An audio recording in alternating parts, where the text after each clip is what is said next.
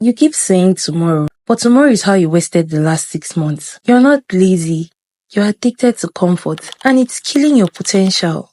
You don't hate your life. Not really. You hate the choices you keep making, but you're too scared to admit it. So you settle. You lie to yourself, tell yourself it's okay, that this is fine, or this is enough. But it's not, and you know it. You don't need another self-help video. You need to do what you already know. That was me for months. I knew what to do, but I couldn't make the move. I knew that my habits were destroying me, but they were familiar. Every time I gave in, I felt worse, disappointed, angry with myself. But the relief, it was instant. It felt so good. The damage came later. I tried to build new habits, but no matter how motivated I felt in the beginning, I would always fall off after a few days or weeks, and honestly, it made me feel really frustrated with myself. Like, what's wrong with me? Why can't I just be consistent like other people? For a long time, I wondered why I kept repeating this same pattern until I discovered that the problem was not the habits. It was what I believed about myself. It was the story I told myself. I believed I was someone who couldn't stay focused, someone who would try but never become. And because I believed it, I kept proving it until one day I decided no more.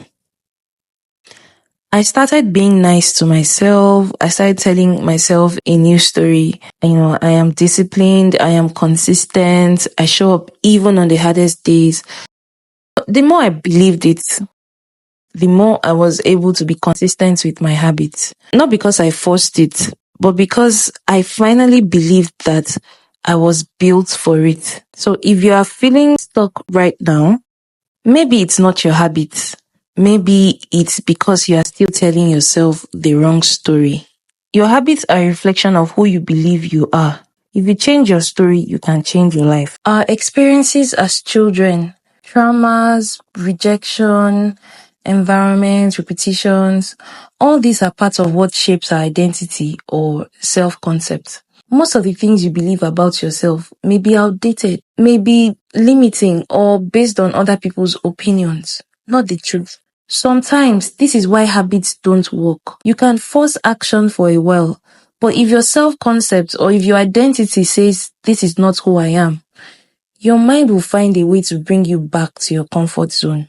To change your identity, you need to be self-aware. What are your beliefs about yourself? What do you believe when no one is watching? What do you constantly say about yourself, even as a joke? I used to say things like, I'm not consistent, I'm so lazy, I can't do this, it's so hard. Why do you believe it? Why do you think it's true? The good thing is that if you learned it, you can unlearn it. You can change your identity. I don't think you understand. You can reinvent yourself as many times as you want to. So decide who you want to be. Who is the next version of me? What does she believe about herself? How does she show up for herself? Our brain rewires through repetition and emotion. You can create affirmations to remind yourself of who you are. I am consistent. I am good enough. I can do it. Be that person. You are not faking it. You are becoming it.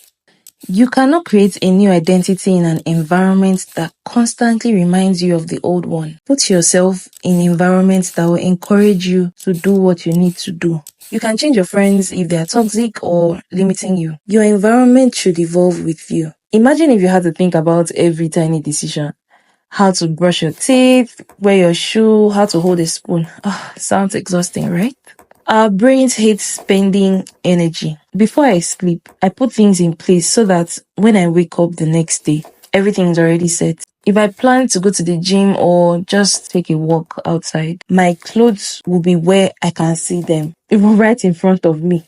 That way, it's easy for me to act. No stress, no need to think about which clothes fits better, which shoe matches with my shorts. Design your environment in a way that you won't even need motivation. There's something I do when I'm trying to stay consistent. It's called the if-then method. If something happens, then what do I do? Let's say I want to take a walk outside. If it rains, then I'll walk at home. If I feel lazy, I will move my body. Another thing you can do to stay consistent is to make it fun. Find ways to make it more enjoyable. Find healthy alternatives. You know what they say? Progress over perfection. Another thing I've learned to do is to start small. Have you ever been in a situation where you wash one plate and before you know it, you're deep cleaning your whole kitchen? That is momentum. What has worked for me is to tell myself that it's better to do it for 10 seconds than not doing it at all. I literally talk myself into doing it. I mean, it's what I should do, even though it's not fun. I don't feel like it, but I know that I'll be happy with myself if I'm able to do that thing. Your brain loves progress, even if it's small. So every task you finish gives you a small dose of dopamine. Think of the littlest thing you can start with. The last thing is to believe you can do it, even if there's no proof, even if you've not started. It's not arrogance, it's faith. When you believe, you begin to act accordingly. You know when they say reality bends towards your belief, it's true. You want to start a business, start calling yourself a businessman or businesswoman. Tell people you are building something powerful from scratch. You want to write? Say you're a writer. You want to become more consistent? Say things like, I show up even when I don't feel like it. Start today. Not next month. Not on Monday. Not tomorrow. Now. See you in the next video. Bye.